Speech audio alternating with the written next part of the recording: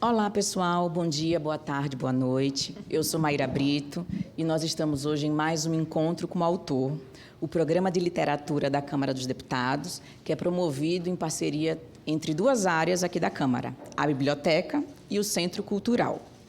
Hoje eu estou com a jornalista, colega, escritora, multiartista, Ana Cláudia Lustosa, e nós vamos conversar com o escritor, jornalista, crítico literário, Sérgio Rodrigues.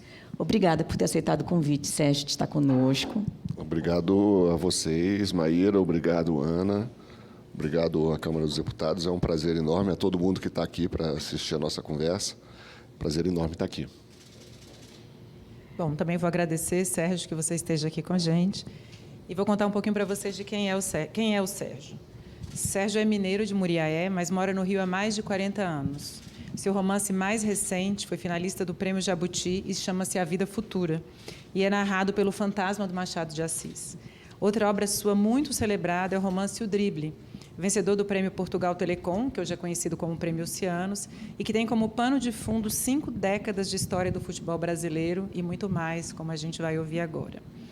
Além de romances, Sérgio também publicou livros de contos e destaca-se na não-ficção com crônicas sobre o português brasileiro, com destaque para o livro Viva a Língua Brasileira. Não bastasse tudo isso, Sérgio Rodrigues acaba de estrear na literatura infantil com o abecedário poético ABCXYZ, em parceria com o ilustrador e artista gráfico Daniel Condo. Ele também tem livros publicados na Espanha, nos Estados Unidos, na França e em Portugal. É colunista de língua e linguagem da Folha de São Paulo. Um monte de coisa, né, Sérgio? Sérgio, Bacana. Você escolheu um trecho para ler para a gente, né? De qual livro que você escolheu? Eu escolhi um trechinho do Drible. O Drible é o... Enfim, eu acho que o Drible é o livro da minha vida, né? Eu passei... Depois a gente vai falar disso, mas eu passei tantos anos escrevendo esse livro que certamente não vou passar mais tantos anos escrevendo outro, não pretendo fazer isso de novo, não. E... É o meu livro mais lido também, mais comentado, né? Então, eu vou ler um trechinho do... o fim do primeiro capítulo do Drible. O Drible é uma história, como a Ana falou, que cobre 5 décadas de história do Brasil e tem como pano de fundo assim, o futebol brasileiro, né? Os anos de glória do futebol brasileiro, depois os anos de decadência do futebol brasileiro. Ele foi publicado poucos meses antes do 7-1. Então, de certa forma, eu acho que ele é um pouco premonitório também do 7-1. E eu fico muito feliz de ter conseguido acabar antes do 7-1, porque eu acho que depois eu não sei se eu teria a força moral para fazer isso, sabe? É um livro que... Ia precisar de tempo para se recuperar, né? E é um livro que, assim, embora a visão que apareça do futebol brasileiro seja uma visão crítica, não deixa de ser também uma celebração do futebol brasileiro, né? E ficou mais difícil celebrar depois daquele vexame, daquela esculhambação tão grande assim, que foi o 7-1. Eu acho que até hoje a gente não se recuperou. Eu acho que a gente fingiu, assim, resolveu varrer para debaixo do tapete, fingiu que era só um acidente, uma coisa ridícula, cômica, e de fato foi uma coisa ridícula e cômica, mas foi uma coisa muito dolorida também, né? E eu acho que a gente ainda vai ter que lidar com esse trauma e vai ter que fazer um luto que nunca foi feito, de verdade, assim. Mas, enfim, isso é outra história. O Drible saiu antes do 7-1, então ele marca o fim de uma era, né, digamos assim, e ele é centrado numa relação muito ruim de pai e filho, sendo o pai um velho cronista famoso de futebol, e o filho uma pessoa da minha geração, meio perdido na vida. Passaram décadas estremecidos, enfim, sem se ver, são praticamente inimigos, e estão buscando agora, no fim da vida do pai, uma reaproximação. O pai o convida, diz, olha, não tenho muito tempo de vida mais, vou morrer. E o filho passa a visitar o pai numa casa de campo perto do Rio, todo fim de semana, onde o pai fica passando para ele vídeos do futebol de antigamente e passa o vídeo, nesse momento ele está passando o vídeo do drible que o Pelé deu no Mazurkiewicz, na Copa de 70, em que ele dribla o Mazurkiewicz sem tocar na bola e perde o gol, né? É o famoso gol que o Pelé não fez, pelo menos um deles. Naquela Copa teve outros gols que o Pelé não fez. Mas o título do livro vem daí, né? O drible é, de maneira mais óbvia, este drible, embora haja outros dribles menos óbvios no livro também. Então, o trecho é assim. O velho detém o vídeo, pousa o controle remoto no braço do sofá, olha nos seus olhos outra vez e diz: o que houve aqui, Neto, foi simples. Pelé desafiou Deus e perdeu. Imagine se não perdesse. Se não perdesse, nunca mais que a humanidade dormia tranquila. Pelé desafiou Deus e perdeu, mas que desafio soberbo. Esse gol que ele não fez não é só o maior momento da história do Pelé, é também o maior momento da história do futebol. Você entende isso? A intervenção do sobrenatural, o relâmpago de eternidade que caiu à esquerda das cabines de rádio e TV do simpático Jalisco, 17 de junho de 1970, pois eu posso garantir que foi isso que aconteceu. Eu estava lá e sei. E se for mais ainda, eu não vou me surpreender, mas foi isso, no mínimo, que aconteceu e que o videotape nos dá a graça de ver e rever para sempre. Está vendo? Coisa tremenda, Tizil. Pondo-se de pé com dificuldade, afasta-se da bolha de calor criada pela lareira e caminha até a varanda. Você vai atrás. Passa pouco do meio-dia, mas o inverno chegou com determinação. O hálito gelado que vem da mata os abraça, e nesse momento você vê seu pai em Guadalajara, um jovem de mais de 30, com costeletas de Félix, bigodão de Rivelino, tomando cerveja com guacamole, enquanto aqui embaixo se acabava o mundo, tal como você, em seus 5 anos, o conhecia. É como se a vida inteira tivesse como único gonzo aquele verão mexicano, inverno no Brasil, quando seu pai não foi na bola, o drible de Pelé e Mazurkiewicz quebrou a espinha do destino e o mundo degringolou. Há desses momentos em que tudo parece acontecer ao mesmo tempo, passado e futuro achatados em presente. O mesmo que dizer que nada jamais aconteceu ou acontecerá. Tudo está sempre acontecendo sem chegar a atingir o ponto em que o gesto se completa. No domingo, em que Murilo Filho lhe mostra, em sua casa no Rocio, o gol que Pelé não fez, você se dá conta pela primeira vez na vida de que aquele era o mesmo dia, 17 de junho de 1970, em que Elvira driblou a frouxa segurança de um semi-pronto elevado do Joá para se atirar nas pedras batidas pelo mar lá embaixo. Claramente, como se uma luz de açougue acendesse dentro da sua cabeça, vê-se preso para sempre naquele dia. Play, pause, Rio, play. Enquanto Pelé não fizesse o gol, estaria preso dentro daquele dia, sonhando que a vida tinha continuado. Nesse momento, você olha para o seu pai e revive pela última vez, com violência assombrosa, o velho sonho de matá-lo. Isso porque o Peralvo nunca jogou a Copa, diz Murilo, parecendo imune às ondas de morte que emanam do filho. Olhar perdido na crista verde chumbo dos morros recortados contra o céu cinza. Peralvo era para ter sido maior que Pelé, Neto. Que merda de vida. Já deu para perceber que a conversa vai ser interessante, né? Sobre literatura, futebol. A gente vai começar com as primeiras perguntas, mas a plateia está convidada a participar também e fazer parte desse bate-papo com a gente. Quer começar, Ana? Quero. Você começou aí falando que você levou bastante tempo escrevendo esse livro, né? Posso dar um spoiler? Foram 18 anos, é isso? Na verdade, foram 17. Eu andei dizendo que foram 18, mas depois eu fiz as contas mais bem feitinhas.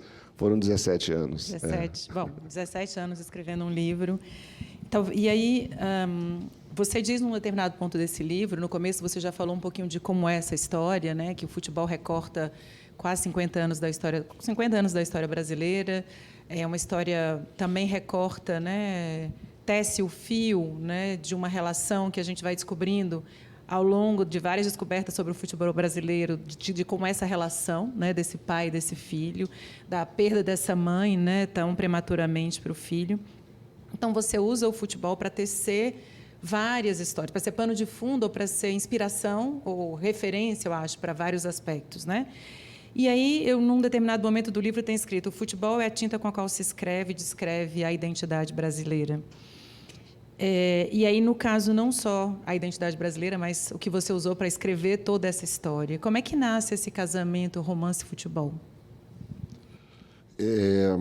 Nasce de um velho desejo de escrever sobre futebol. Desde pequeno eu lia críticos e jornalistas e tal dizendo, volta e meia esse tema voltava, assim, que o futebol brasileiro ainda não tinha encontrado uma tradução à sua altura na literatura brasileira. Isso virou quase que um clichê crítico, assim. A cada Copa do Mundo tinha uma matéria de alguém para dizer que a literatura brasileira tinha uma dívida com o nosso futebol. E eu acreditei nessa. Eu falei, bom, já que tem uma dívida, vamos tentar resolver isso. E eu sempre gostei muito de futebol. Eu fui repórter esportivo. Eu comecei a minha carreira de jornalista como repórter de esporte do Jornal do Brasil. Cobri a Copa do Mundo, do México, inclusive. Você quase conheceu o Murilo. Não, pois é, eu não cobri essa Copa do Mundo de 70, que eu era pequeno demais, mas eu cobri a Copa seguinte, em 86, já como jovem repórter. Então, eu achei que assim, eu tinha que, pelo menos, tentar fazer essa tal ficção do futebol que estaria faltando no Brasil. Eu acho que, quando se diz que a literatura brasileira tem uma dívida, ou tinha uma dívida com o futebol, acho que havia uma injustiça nisso também, porque a nossa crônica esportiva é de altíssimo nível, sempre foi. Nossos maiores poetas escreveram sobre futebol. Então, não é como se o Drummond, o João Cabral, enfim, não é como se o futebol fosse algo, uma terra virgem para a literatura, de jeito nenhum. Mas, de fato, assim, e tem contos incríveis também, Sérgio Santana, Rubem Fonseca. O futebol sempre esteve presente na literatura brasileira, mas, de certa forma, talvez os romances fossem mesmo um terreno mais difícil. E eu acho que é um terreno mais difícil, o romance, porque eu acho que o futebol, o esporte em geral, mas o futebol em particular, ele é um pouco autossuficiente mesmo, sabe? Ele já tem as suas histórias prontas ali, ele já tem os seus dramas, tragédias, comédias, superações, fracassos. E os torcedores são muito zelosos das histórias dos seus craques, dos seus clubes. Tem muito pouco espaço para você chegar com ficção que soe plausível e que soe verossímil e que seja abraçada por esse povo tão fanático de futebol. Eles são muito... assim, o futebol é narrado demais, ele é narrado todo dia. Hoje em dia, então, depois da revolução digital, virou uma maluquice. Você tem jogo todo dia na televisão, você tem resenhas quase que 24 horas por dia. Então, assim, o excesso de narração do futebol, eu acho que faz mal também quando você tenta criar uma história que seja original, que diga alguma coisa de novo, né? Pensando nisso, você começa o livro com uma narração do drible do Pelé, como você contou para a gente. Quando você pensou nessa história, você começou aí mesmo? Não. Você queria começar o livro ou esse drible veio depois? Não, isso veio muito depois, veio já perto do fim. Eu edito muito, eu não escrevo na ordem final, raramente eu escrevo na ordem final. Eu gosto muito de editar, eu gosto muito de escrever material bruto e depois fazer como se fosse uma sala de montagem de um filme, né? Então, uma coisa escrita perto do final pode muito bem ir para a abertura. Na verdade, assim, historicamente, cronologicamente, esse romance começou com a história do Peralvo, do craque com poderes sobrenaturais, ou que teria poderes sobrenaturais e seria maior que Pelé, se não tivessem acontecido lá algumas coisas trágicas na carreira dele, que é melhor não falar para não dar spoiler, né?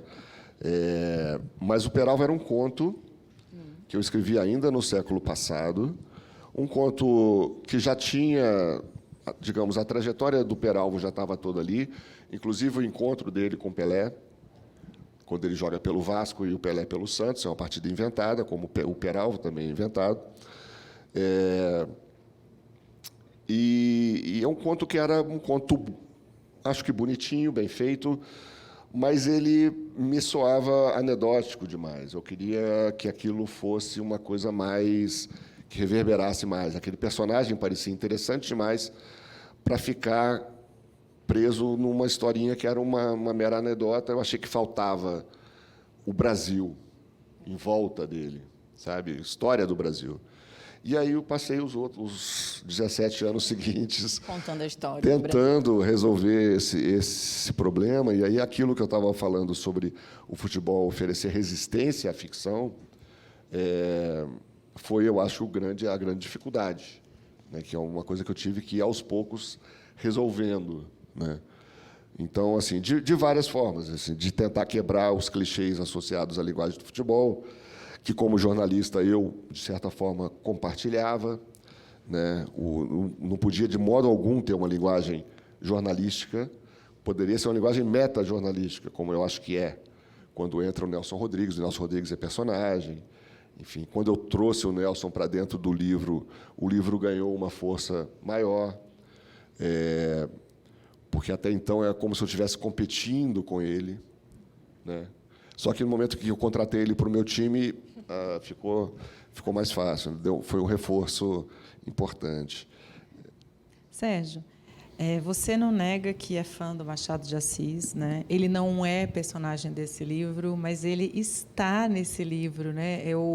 Depois de ler o Drible, eu fui dar uma folhada em Dom Casmurro, que fazia tempo que eu não lia, e acho que há várias semelhanças, né? Assim, é quase como se, não sei, né? Eu pensei, será que o Drible é um Dom Casmurro da modernidade, com o futebol como pano de fundo, né? Porque tem um pouco de, né? Quer dizer, não quero dar spoiler, mas enfim, tem várias coisas de Dom Casmurro que estão, né, no Drible, inclusive o destino de alguns personagens, a maneira como as coisas acontecem, né? Eu consegui achar vários pontos de contato, né? É isso mesmo? Machado está sempre aí contigo? Tá, acho que sim. Eu tenho isso de... Outro que está sempre comigo é o Nelson, né? Eu tenho isso de tentar conversar com as pessoas que são referências para mim, né? Os escritores que são...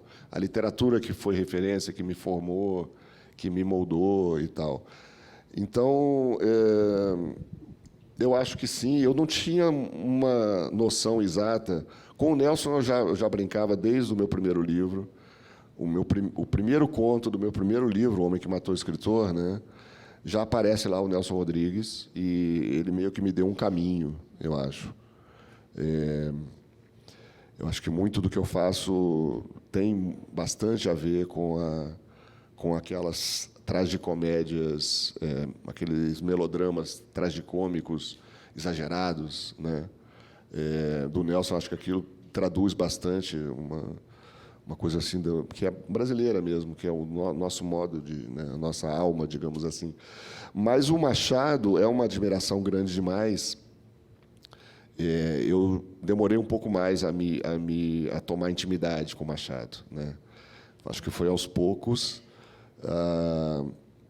Um ponto de virada, porque assim, até então o Drible é uma referência, né, uma história que, sem dúvida, faz referência ao Dom Casmurro, que para mim é o maior romance do Machado, é a obra-prima do Machado, mas faz referência a uma história dele, né? Digamos assim, uma coisa de intertextualidade e tal. Mas assim, a visita de João Gilberto aos Novos Baianos, que é um livro de contos que eu lancei em 2019, tem um conto chamado A Fruta por Dentro, em que eu entro no quarto na noite de núpcias da Capitu com o Bentinho. Aí eu já achei que eu estava começando a ficar ousado, né? Eu fui testemunha do que aconteceu naquela noite, que, aliás, explica muita coisa, né? Explica muita coisa. Isso não está no Dom Casmurro. É uma ousadia e tanto, né? Acrescentar um capítulo ao Dom Casmurro. É uma coisa de doido. E aí, depois disso, pronto, aí eu perdi a intimidade, eu perdi a cerimônia com o Machado, ganhei a intimidade, e acabei fazendo a vida futura, que é falando com a voz dele, né? Exato. Você tem livros, histórias, contos que trazem personagens históricos ou situações históricas. Por que essa predileção, assim? E o que é que você busca nesses personagens ou nessas histórias? Isso tem que ser um personagem famoso? Tem que ter melodrama? Tem que ser, na verdade, um fato que você acha ele pequeno e inusitado para você conseguir crescê-lo? Ou é a sua veia mesmo jornalística que sinaliza que aquilo dali pode ser interessante? Eu não sei exatamente por que eu faço isso. Eu sei que eu gosto muito de fazer isso. E foi uma revelação de um caminho. Quando o Nelson apareceu, nesse primeiro conto que eu falei, né, que chamou O Argumento de Caim, em que eu trago o Nelson Rodrigues e o Otto Lara Rezende como personagens, mas principalmente o Nelson. Aquilo acendeu para mim uma luz. Eu falei, isso aqui funciona, né?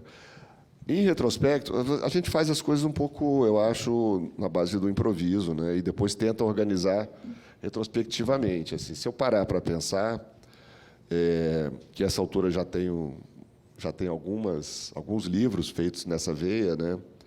Eu já chamei muita gente para contracenar com os meus personagens fictícios, João Gilberto, os Novos Baianos, o Nelson. Na Vida Futura tem uma galeria imensa. Tem o Zé de Alencar, tem outros escritores que aparecem com nomes cifrados, né?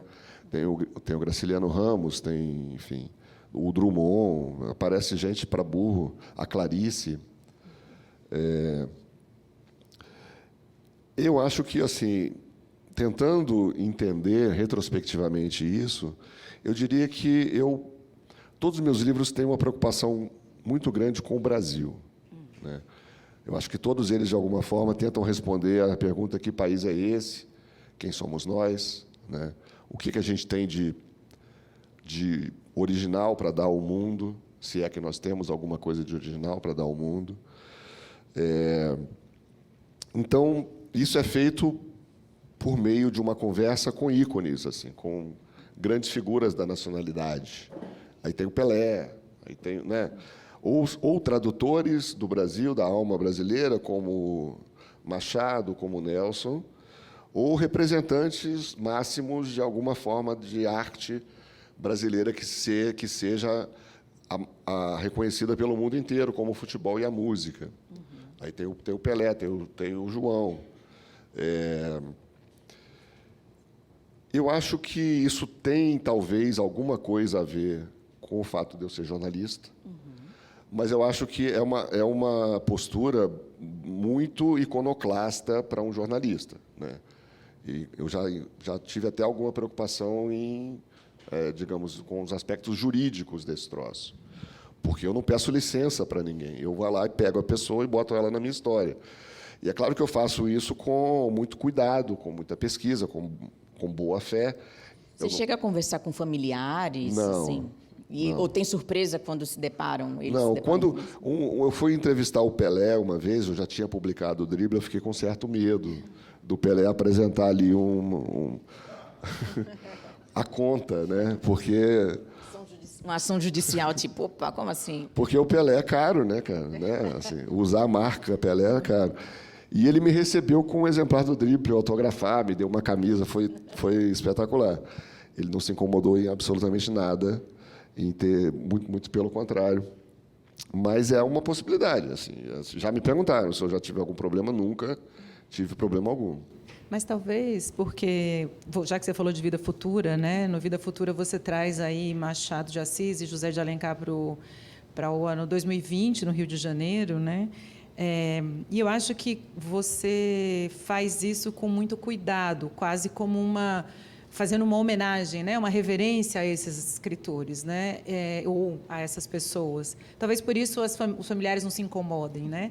E a pergunta que eu queria te fazer com relação à Vida Futura vai um pouco por aí, né? No Vida Futura, eles chegam no Rio de Janeiro porque uma professora resolveu reescrever, né, a obra do José de Alencar ou a do Machado de Assis com a linguagem mais simples, né, uma discussão que a gente vê aí hoje em dia fervilhante.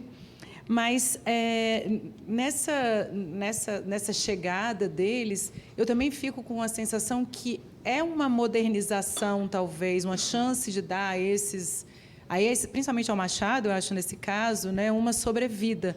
Porque eu acho que nessa chegada no Rio de Janeiro, de algum modo, há uma modernização desse Machado, né, em muitas questões críticas que a gente vê hoje em dia. Era racista, era machista, né, e essa tentativa de criticar o escritor com o olhar de hoje, né, sem contextualizá-lo. E eu queria que você falasse um pouco disso, porque eu acho que o livro tem muito disso, né? Eu vejo o Machado ali, na sua voz, se tornando um homem do século XXI, não é? Então, assim, eu queria que você falasse um pouco sobre essa decisão de trazer Machado com esse recorte, que é esse momento de Brasil que você vê hoje, que Brasil é esse, né? Que está questionando esses escritores, que está querendo escrever um livro politicamente correto, às vezes com disclaimers, né, de época, tem palavras racistas, tem palavras machistas, né, enfim. Então, eu queria que você falasse um pouco sobre isso, dessa tentativa de modernizar, talvez, né, esse Machado e deixá-lo ainda vivo mais tempo, né, entre nós. Eu não sei se eu diria que eu tentei dar uma vida maior, mais longa ao Machado, porque eu realmente acredito que o Machado é eterno. Enquanto houver língua portuguesa, enquanto houver humanidade, o Machado vai ser um monumento muito, muito gigantesco na paisagem. E eu sou uma formiga perto disso. Agora, ao mesmo tempo, eu fiquei muito alegre com pessoas que me escreveram dizendo que, depois do meu livro, elas foram ler Machado pela primeira vez. Isso é uma coisa que eu não tinha antecipado, de modo algum. Eu achava, inclusive, que esse livro ia ser um livro lido por muito pouca gente, porque ele tem uma linguagem de época e tal. Eu achava que seria um fracasso comercial, mas tudo bem, porque também a ideia não era vender, a ideia era fazer o que eu queria fazer, né? E, no entanto, a gente se surpreendeu que o livro está indo muito bem, tem uma carreira muito boa, assim, muito bonita. As pessoas abraçaram esse livro, né? Mas eu acho que trazer o Machado e o Alencar, né? O Alencar eu não trato tão bem assim, não, viu? Eu sei. Eu achava que ele nem volta, né?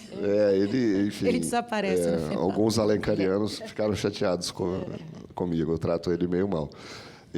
Mas acho que ele merece. Mas Machado é Machado, mas o Alencar é Machado, Alencar, né? Então... Não, ele acaba tendo ali um papel meio de escada, né, para o Machado, né? Ele não é um personagem muito redondo, não. O Machado, sim, eu me preocupei que fosse uma homenagem, imagina. E que fosse... que soasse minimamente como ele mesmo, né? Assim, isso foi a parte mais trabalhosa do livro, a parte do estilo, né? Mas, assim, trazer esses caras para o Brasil de hoje, para o Rio de Janeiro de 2020, no início da pandemia, né? Foi uma estratégia desesperada, porque, na pandemia, a gente estava, enfim, vocês lembram bem, estava todo mundo trancado em casa naquele momento maluco, amigos morrendo, ninguém sabia quanto tempo nos restava de vida, né? E a gente, assim, não sei, alguns escritores com quem eu conversei tiveram experiências parecidas, mas eu, com certeza, não conseguia mais escrever as coisas que eu queria escrever até então, como se o mundo tivesse virado de pernas para o ar, e nada daquilo que eu tinha planejado fazer, das histórias em que eu vinha trabalhando e tal, fazia sentido mais, né? Tem um amigo que estava escrevendo um romance policial e ele parou também. Ele falou: olha, não faz o menor sentido, eu estou aqui gastando páginas e páginas por causa de uma morte e as pessoas estão morrendo aos montes todos os dias. Essa morte não tem mais peso nenhum, eu não quero mais escrever esse livro. E eu acho que aconteceu isso um pouco com todo mundo. Eu precisava contar uma história, mas ela tinha que ser uma história nova, uma história que eu jamais tivesse imaginado até então. Eu realmente acreditava que o momento exigia isso. E trancado em casa, eu precisava escrever mais do que nunca, até por uma questão de sobrevivência, de sanidade mental. E aí veio essa ideia completamente louca de escrever com a voz do Machado de Assis. E o Machado de Assis tentar explicar para mim, para nós, aquilo que eu já não conseguia explicar mais com a minha linguagem de escritor do século XXI, né? Eu não estava entendendo mais direito nada, o mundo, nada. Falei, quem sabe o nosso maior escritor consegue nos trazer alguma luz, né? E é claro, e aí trazer o Machado para esse tempo significa fazer o Machado olhar com aquele olhar dele, sempre cético, sempre nunca abraçando totalmente alguma ideia, mas também nunca rejeitando de maneira liminar e preconceituosa uma ideia, como faz o Alencar, né? É um cara que vai estranhar tudo, mas, ao mesmo tempo, vai ter uma abertura para tentar entender. Isso faz...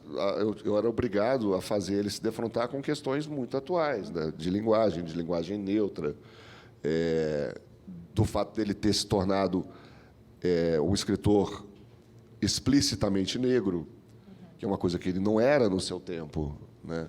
O Machado é um escritor de sangue negro, é um escritor mestiço, filho de pais livres, de uma mãe portuguesa branca e de um pai negro, mais livre. Mas ele não era militante, né? Ele não escrevia. Ele não era militante, ele é um cara que fez uma ascensão social naquela sociedade racistíssima, né? Escravocrata, uma ascensão social muito baseada no conformismo mesmo. Ele era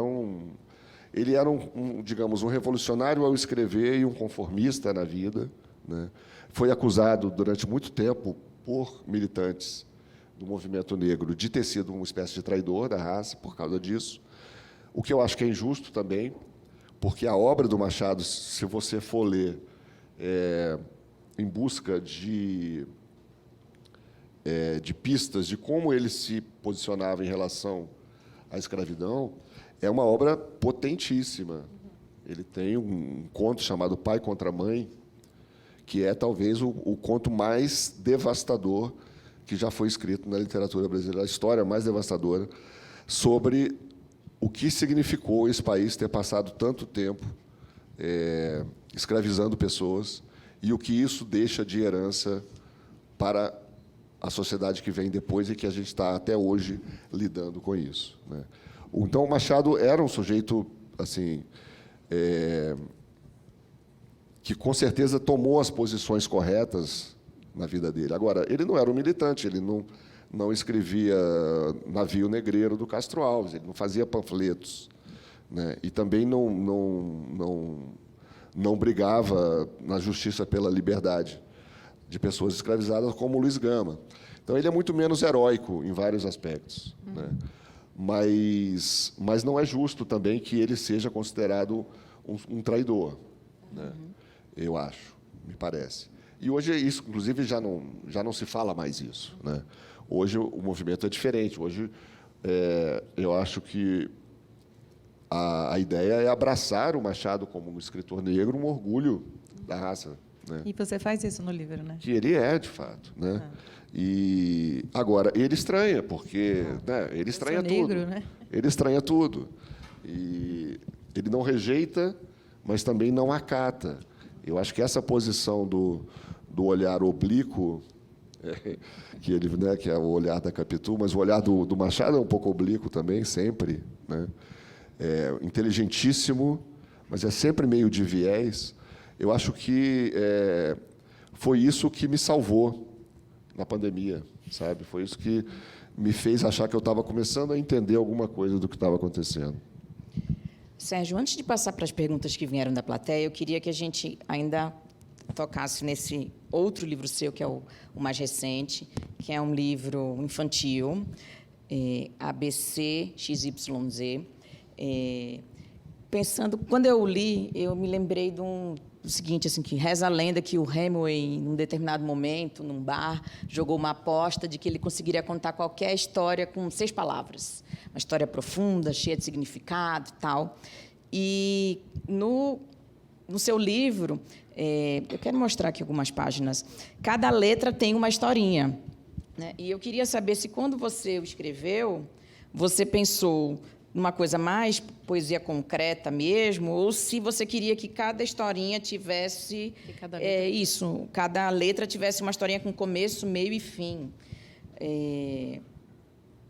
Qual foi, assim, quanto tempo você trabalhou nele? Olha, para poder construir essas historinhas? Esse livro Eu vou ler aqui a letra G. Goiaba gostosa, gengiva grudenta. Então, assim, pode parecer só um jogo de palavras, mas é isso. Você come a goiaba, sua gengiva vai ficar assim. Então, tem começo, meio e fim, né? Pegou a goiaba, o que vai acontecer com ela? Mas tem a cadência, a ritmo em cada poesia. Como foi essa experiência aqui de escrever isso? Esse livro foi uma parceria minha com o Daniel Condo, que é um artista gráfico genial, que eu admiro muito. A gente queria fazer uma coisa juntos, ele me procurou, a gente queria fazer uma coisa juntos que tivesse a ver, que fosse um livro para crianças, mas que tivesse a ver com linguagem, com esse meu trabalho com as palavras, com a língua, né? E a gente começou a pensar em várias possibilidades e tal, e acabou chegando a esse formato do ABC. Do abecedário, que é um clichê, né? Que é um caminho muito, muito usado em literatura infantil. Tem 300 livros de ABC. A alfabetização é um momento, obviamente, crucial, né? Da educação de uma criança. E a gente começou a brincar com a ideia de um ABC. Eu pensei logo, porque eu gosto de dificultar a minha própria vida, né? Em fazer com que cada verbete tivesse apenas palavras começadas com aquela letra. Então, todas as palavras do A começam com a letra A, todas as do B começam com a letra B, todas mesmo, incluindo artigo, preposição, todas. E não são exatamente historinhas, são, digamos, uns poeminhas, né, visuais. Mas aí, assim, o que eu acho que é o pulo do gato desse livro, que faz com que ele seja bastante diferente de qualquer outro ABC que eu já tenha visto, é que o Daniel também, o desafio era esse. Eu vou usar só a letra de cada, né? E você também vai trabalhar com formas que sejam as daquela letra. Então, além de ilustrar o que eu estou escrevendo, ele precisava usar a forma gráfica daquela letra também, o que eu acho que talvez seja um desafio até maior do que escrever só com uma letra. Então, acabou sendo um livro muito... Assim, é uma grande brincadeira, né? É um livro extremamente lúdico. O único compromisso dele é com o prazer do texto e dos olhos, né? Mas um livro muito rigoroso também, né? Não é um livro difícil de ler, é um livro fácil. Acho que também não é exatamente só infantil. Eu acho que é um livro para que adultos curtem igual, né? Eu digo que é para crianças de 3 a 300 anos. Mas virou uma grande alegria, um grande prazer esse livro, que as pessoas estão curtindo muito. Isso de brincar com as palavras, só para terminar a nossa participação aqui e passar para as perguntas, é uma coisa que me chamou também muita atenção nos teus livros, né? Assim, eu me deparei com infinitas palavras que eu nunca tinha lido na vida, né? E que eu pensava, gente, ia no dicionário descobrir o que aquilo significava e saía anotando várias para depois, né? Sesquipedal, paredro, papalvos, abulha, eructações. E elas estão contidas ali no texto e falam o que elas significam, né? Então, acho que isso de brincar com a língua brasileira, como você chama, acaba deixando qualquer uma dessas literaturas um bocado divertida e desafiadora para a gente, né? Esse contato com essa língua que já não se fala mais, com essas palavras que a gente já não usa mais, né? É um movimento interessante. Maíra, acho que a gente agora tem que fazer as perguntas, Sim. não é?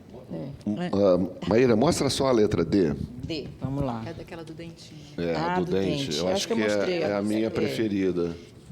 Ah, legal isso. Conta ela.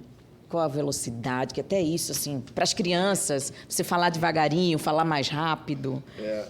Eu tenho ouvido muito relato de pais e mães que leem para crianças, inclusive, ainda não alfabetizadas, né? E fazem essa leitura acompanhada, assim, e dizem que está funcionando muito bem. Aqui, a letra D é o seguinte: diante do desfalque de 2 dentes, diz Dudu desbocado, droga.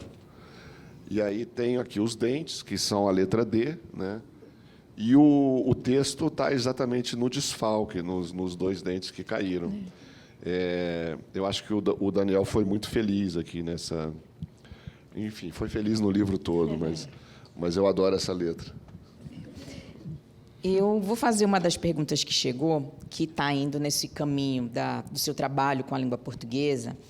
É uma pergunta do Jairo Brode.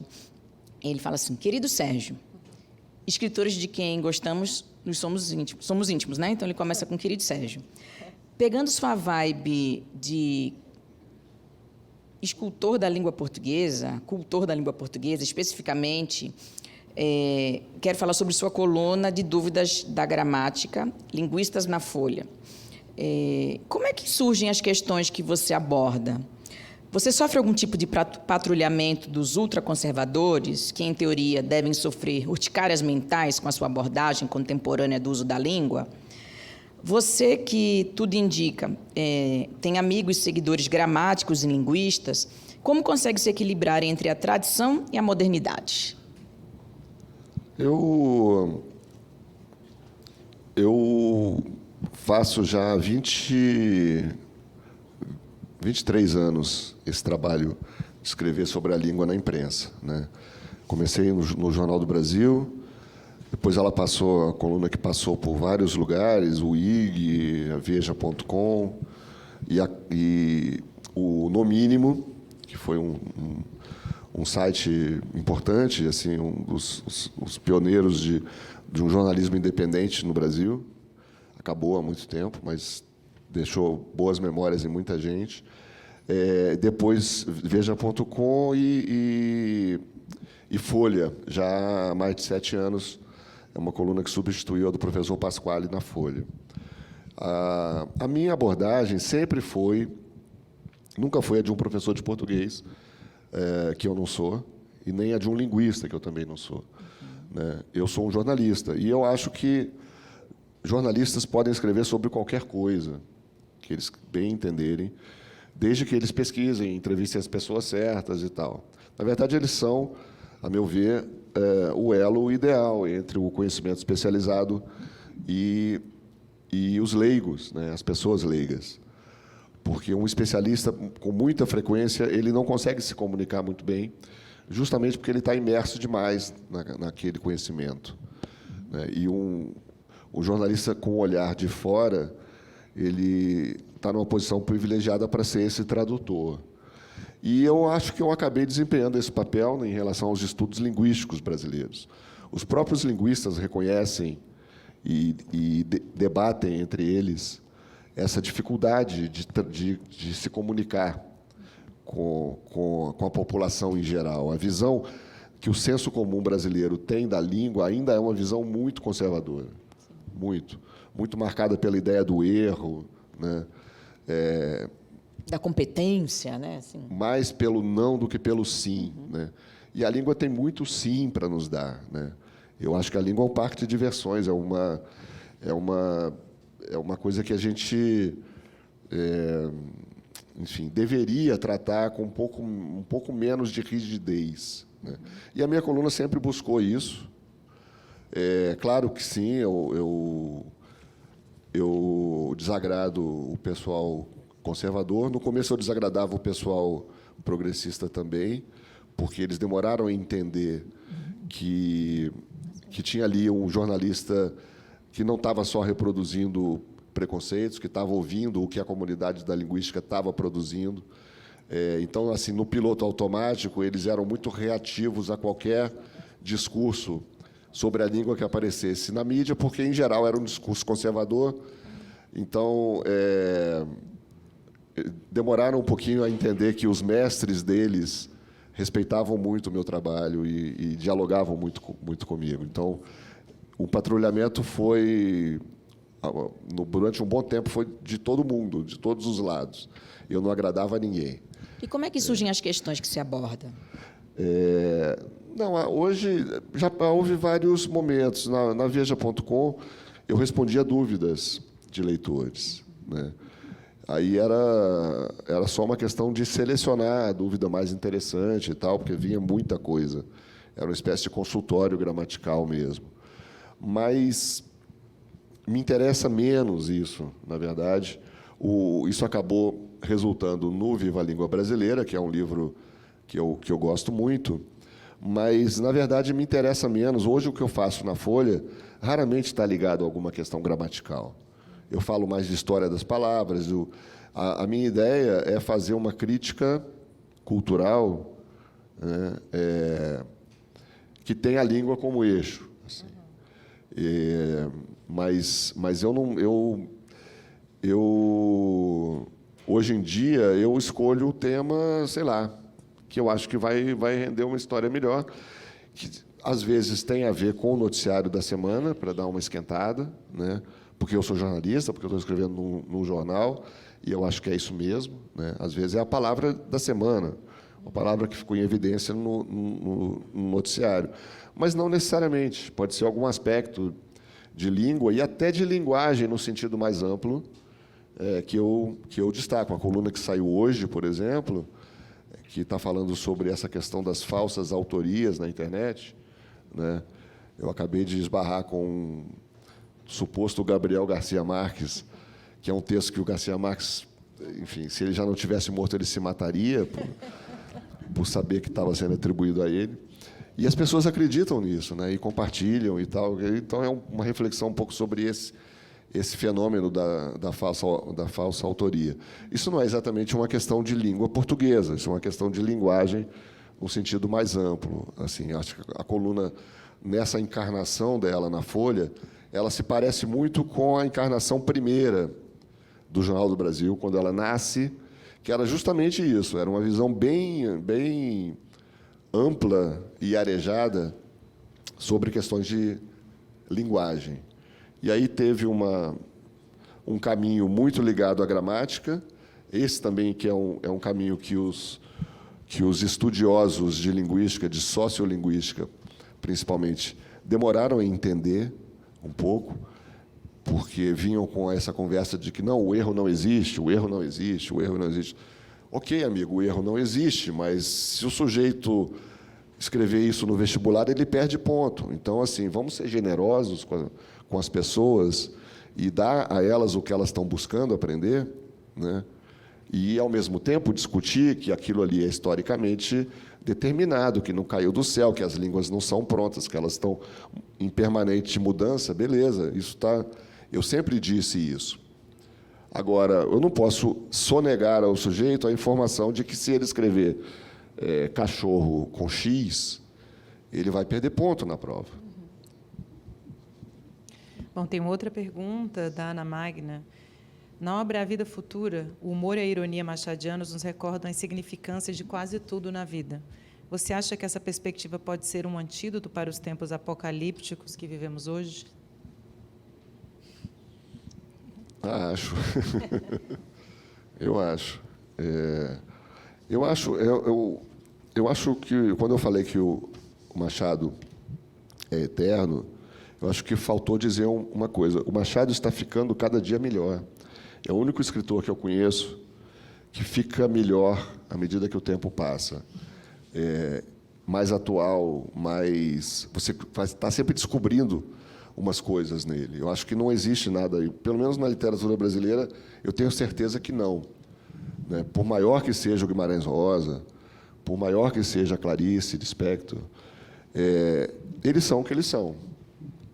Eles já foram, digamos, delimitados. A gente sabe o tamanho do território, o mapa já está pronto. O mapa do Machado não está pronto. O Machado tem umas fronteiras ainda muito nebulosas, que a cada geração tem uma releitura, uma redescoberta e tal. Assim, a Capitu, ela passou 60 anos, exatamente 60 anos. O livro é de 1900, e a virada dessa compreensão só veio em 1960, de uma crítica americana, estrangeira. Mas ela passou 60 anos sendo considerada uma adúltera, ponto. Ponto. Aquilo era um relato de um adultério, ponto. E os maiores críticos brasileiros se dedicaram ao livro de várias formas, destrincharam o livro sobre vários aspectos, mas não ocorreu a ninguém, jamais, que o Bentinho talvez não estivesse falando a verdade. E não é que a gente vai dizer aqui que a Capitu era inocente, não é isso, mas assim, aquele cara é suspeito para caramba, gente. Pô, e como que é possível que as melhores mentes de um país passem 6 décadas não vendo isso, né? Curioso você falar que é uma mulher que traz outra perspectiva, né? Mulher e uma mulher estrangeira. Porque como a maioria dos críticos são homens, eles têm adesão ao pensamento do Bentinho. Eu acho que sim. Agora, tem uma grande crítica também brasileira do início do século, a Lúcia Miguel Pereira, que tem várias contribuições sobre Machado, que também estava, porque é uma questão eu acho que é uma questão de o teto brasileiro era mais baixo, a gente não estava pronto para entender o que o Machado estava tentando dizer. Esse cara é de um tamanho muito difícil, é um milagre esse sujeito ter acontecido.